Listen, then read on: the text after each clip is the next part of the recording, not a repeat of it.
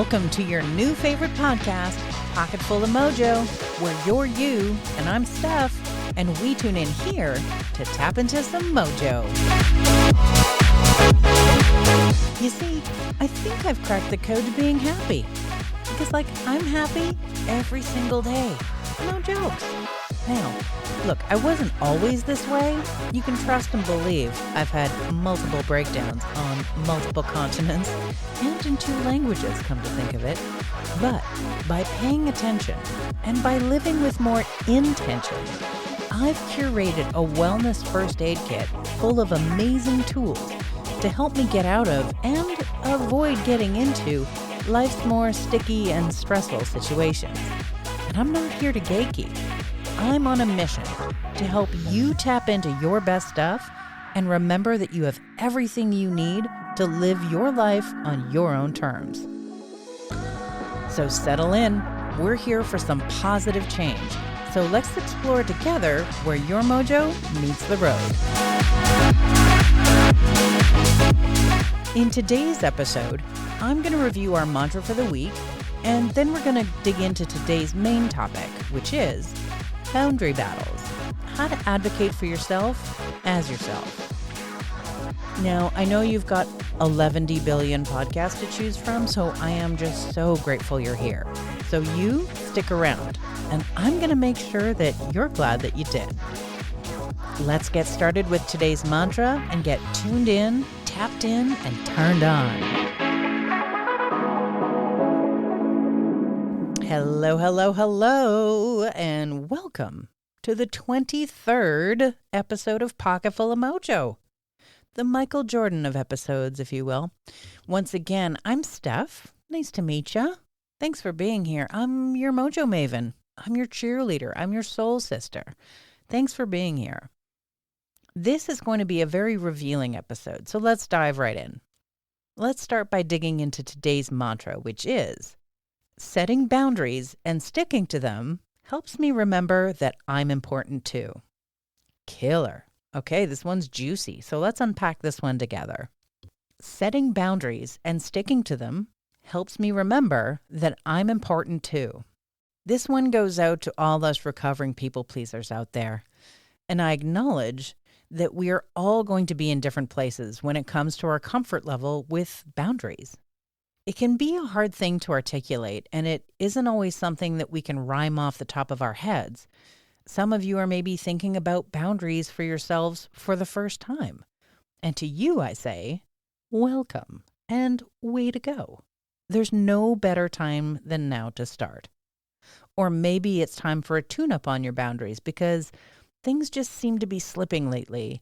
And to you, I say, you're in the right place. So keeping this mantra close as you navigate the deep, dark waters of setting boundaries is your life raft and reminder that you're doing good work. Setting boundaries and sticking to them helps me remember that I'm important too. Because setting boundaries is one thing, sticking to them is another thing entirely. Imagine that you're on the highway going 80 miles an hour from the left lane, and then all of a sudden, out of the corner of your eye, there goes the exit ramp that you said you were going to take, and it's on the right. Ugh. This is what it can feel like when you set a boundary and then you miss your chance to honor it. It happens to all of us, and yes, it's as frustrating as it sounds. But what's important to take away when it comes to boundaries is that what you're showing is awareness, which in and of itself is awesome. So good for you. Maybe the moment has passed for you to assert yourself, but you caught it. You will no longer be sitting there scratching your head, wondering why you feel the way that you do. And you'll be better equipped to check and adjust for next time. And you can trust and believe there will be a next time. Setting boundaries and sticking to them helps me remember that I'm important too. To me, boundaries are a deal that you make with yourself. They're a conscious contract that you make on behalf of your values and your ideals. And you say to the world, this is what I stand for and nothing less. You do this through your actions, your interactions, and by what you tolerate and by what you don't. Someone should be able to tell you what your boundaries are by how you act. It doesn't have to go out in a press release or be outlined or defined. You're going to show what they are by how you show up. It's a contract only between you and your best self.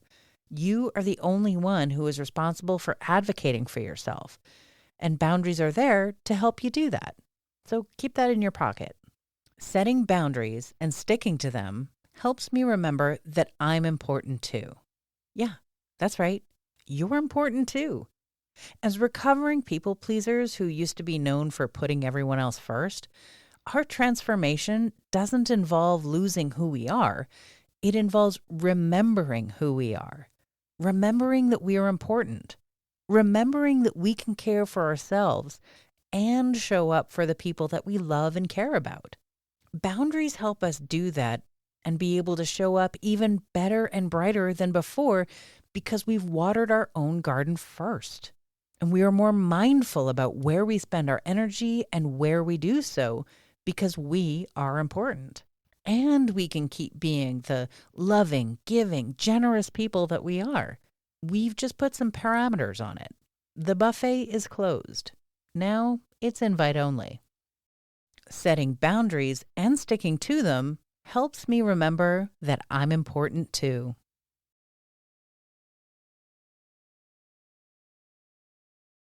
Hey, yo. Okay, well, welcome to today's main topic. Surviving and thriving as a people pleaser, navigating boundary battles with grace. Let's dive deep into a topic that hits close to home for many of us, and that's boundaries. If you're anything like me, you've likely spent a significant part of your life putting other people's needs ahead of your own. And if you're also like me, you might be an overachiever. So sometimes you do it so well that you get to the point of neglecting yourself. But here's the kicker. Putting other people first at the expense of your own well-being is a surefire path to burnout and unhappiness. Or as I like to call it, the hot mess express. So why do we struggle so much with setting boundaries? Well, for starters, the fear of disappointing others is a major factor. As people pleasers, we thrive on the approval and the validation of the people around us, or at least we used to, because we love them and we want them to love us back. The mere thought of saying no or standing up for our own needs can send us spiraling into anxiety. It's a real push-pull situation. Like in our minds, there's this trap where we think that we can't have it all. We worry that setting boundaries will make us seem selfish or rude or unlikable. Any of this sound familiar? Because here's the truth. I've said it before and I'll say it again. Setting boundaries isn't selfish. It's essential. It's about recognizing our own worth and standing up for our needs as much as it is about how much we value the needs of other people. It can be a big shift. And while it may feel uncomfortable at first, and it probably will, I promise you, the benefits far outweigh the temporary discomfort. And the good news? There is empowerment on the other side of discomfort. Keep going. It won't happen overnight, but simply by being here, you're showing up for yourself already. Way to go, you. So let's check out how we can set boundaries in a way that feels authentic and empowering. Doesn't that sound much better? Check this out. Here's what we can do to get back in alignment and start standing up for ourselves. Number 1, you got to get clear on what your values and priorities are. Before you can set boundaries, you need to have a crystal clear understanding of what's important to you. You can do this by taking some time to think about your values, your priorities. What are your non-negotiables? What makes you happy? What has drained your energy? What are you willing to put up with? And what are you not? By getting clear on your values, you're going to have a solid foundation that's going to help you set boundaries that align with your true and most fabulous self. I've come up with some cues that go with each of these action steps so that you can confirm that you're in the right place. So if you're feeling a loss of identity or independence, it's a sign. One of the biggest dangers of not having clear boundaries is the risk of losing touch with your own identity and independence. When you're always focused on other people's needs over your own, it's pretty easy to lose sight of who you are and what you want out of life. This was the first sign that I saw in myself that I needed to take some major action in my own life. By the time I had literally tried everything to save my marriage, I didn't even recognize myself anymore. I was small. I had no voice. I felt unheard. My thoughts were constantly aimed at making things better, but I put all my energy into adapting to my environment instead of asking more for myself. When you're constantly keeping the peace and your go-to answer is, I'm good with whatever, then whatever is exactly what you're going to get. When you pay attention, there may be signs that you're sacrificing your own values, time, energy, dreams, or desires to please other people. Observe that, but don't judge it. Simply observe. Remember, you are worthy of love and respect exactly as you are, and your needs are as important as anyone else's. It's never too late to check and adjust. Just make sure you're giving yourself some grace and commit to moving forward towards a life where you're self-empowered to show up differently for yourself. Action item number 2, you gotta tune into your body. We often ignore our own physical and emotional cues in favor of other people's needs. We're so busy.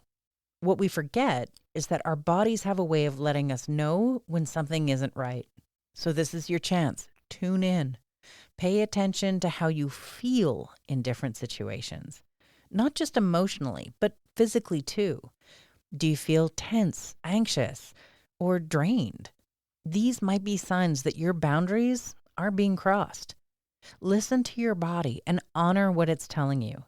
So if you're feeling physical and emotional discomfort, it's a sign. Our bodies often give us subtle, or sometimes not so subtle, cues when our boundaries are being crossed. Pay attention to any physical sensations or emotions that come up in different situations. Do you notice tension in your shoulders, a knot in your stomach, or a feeling of just being uneasy? These might be signs that your boundaries are being violated. In a similar way, feelings of resentment, anger, or sadness can also be an alarm that your needs aren't being met. Your job is to tune into these signals and use them as valuable feedback to get you back on track with your boundary setting process. When I was processing the grief and anxiety of the end of my marriage and the death of my mother, simultaneously, I should add, my body was screaming at me. I had sweaty palms. I was chewing on the inside of my cheek. I was constantly nauseous, loss of appetite. It was awful because I really love food. But as per my operating system, I was doing this the best I could with a smile on my face as to not inconvenience anyone or alert them to how my life had become a dumpster fire. I'd hate to be a bother, but the body knows. When we don't listen, when the message is at a whisper, the physical feelings will intensify. Staying tuned into your body is essential when you want to tap into what's going on in the big picture. Our vessels are a freaking miracle and hold so much knowledge and wisdom. Don't be afraid to tune in. We have a lot to learn. Now let's look at number 3. Practice assertive communication. Just don't be a jerk about it.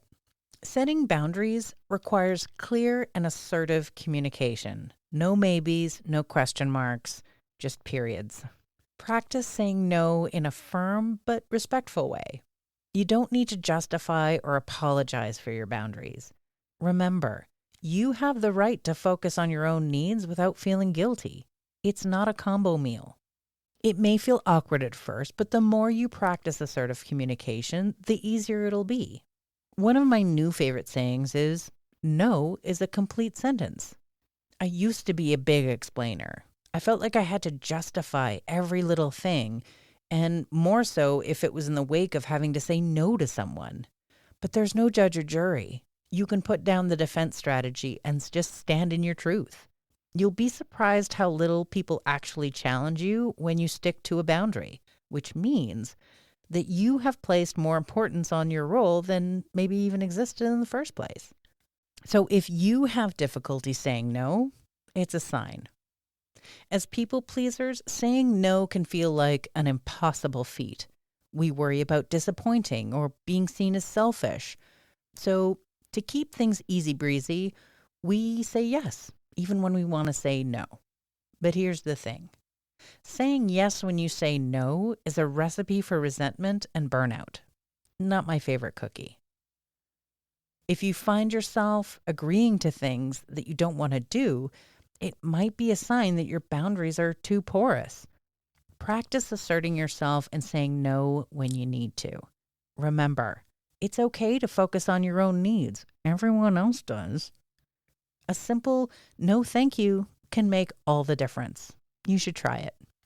Which makes it the perfect time to talk about learning to start small and build momentum. Setting boundaries is like any other skill. It takes practice. Start small by setting boundaries in a low-stakes situation, and then you gradually work your way up to more challenging ones, and you know probably quite well what those are. Don't start there. Start small.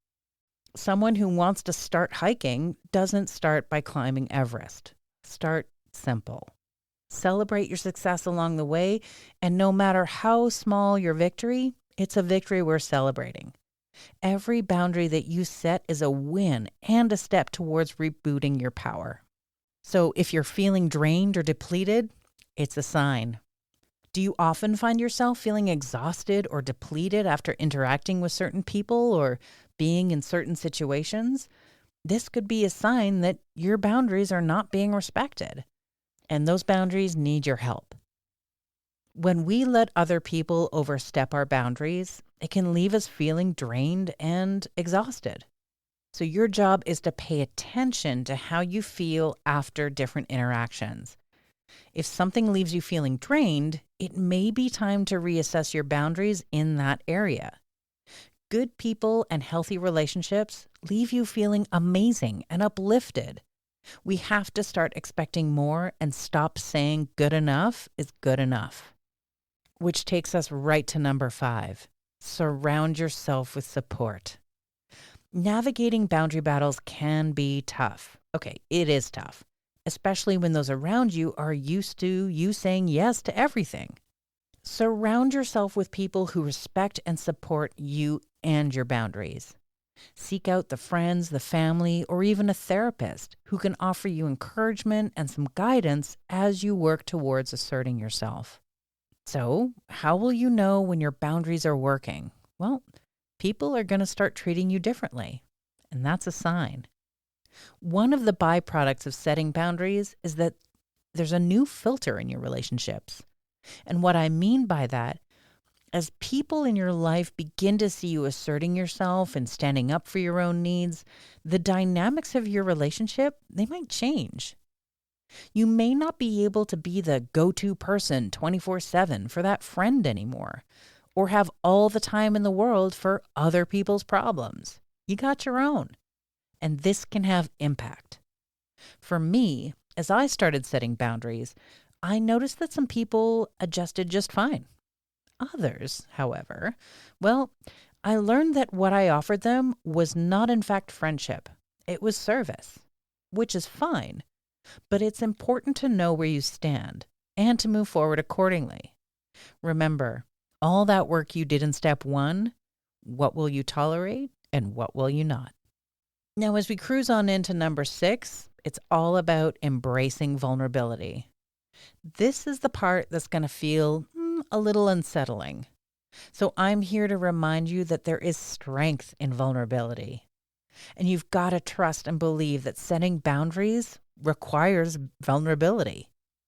It means being willing to be seen and heard and, hold on to your knickers here, possibly rejected. But here's the thing. Vulnerability is also where true connection and intimacy really live. By setting boundaries and being true to your needs, you invite other people to do the same. You're creating space for deeper, more meaningful relationships that are built on shared respect and understanding. So if you're having two conversations, but only one of them is out loud, it's a sign. As you navigate this foreign land of boundary setting, it can be a bit confusing. Unlearning is a big part of a recovering people pleaser's life, and you may find yourself saying one thing out loud and saying another thing to yourself. The trick here is to get those two scripts to align. Closing that gap can be tricky, but now you've got everything you need. It's time to give that understudy in your head the time to shine and give them a voice, because it's your voice and you deserve to be heard. Now, I'll be the first to say that setting boundaries, it's not easy. You're bound to encounter setbacks along the way. So it's time to be gentle with yourself when things don't go as planned. Remember that you're doing the best that you can, and every step that you take forward is honoring your needs, and that's a victory. Practice self-compassion and give yourself the grace to learn and grow and fail and get back up again. Now, setting boundaries can be scary. It means stepping outside of your comfort zone and risking disapproval from others. We used to be allergic to those things, but here's the thing. When you focus on your own needs and values, there's something amazing that happens. You start to feel more confident, empowered, and alive. You reclaim your sense of self and step into the empowered and amazing human that you are, on your terms, period. By paying attention to these signs and using them as guideposts, you can tap into some pretty juicy insights into where your boundaries may need a tune-up. Remember, setting boundaries isn't about being selfish or shutting others out. It's about honoring yourself and advocating for what's important to you. That list, it's not created democratically. You are the author. So keep an open eye for these signs as opportunities for growth and empowerment. Push yourself to take proactive steps and create boundaries that support your well-being and authenticity. You deserve it. So, my fellow people pleasers, I challenge you to take a leap of faith. And I want you to put that faith into yourself. Start setting boundaries that honor your true and awesome self. And you can do so knowing there will be discomfort. And you can do so knowing that on the other side lies your freedom and fulfillment. You deserve a life that's true to you, one where your needs are just as important as everyone else's. Remember, you are worthy of love and respect exactly as you are. And by setting boundaries, you're not only honoring yourself, but you're also teaching the world how to treat you. So go ahead, step into your power, and watch as your life transforms in ways you only dreamed about.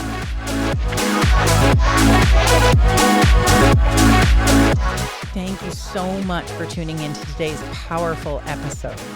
Remember, self-love and self-acceptance are the foundation for a Mojo Master, and I know that you have everything you need to live a full life and fill your own cup and drink in all the good stuff that this life has to offer.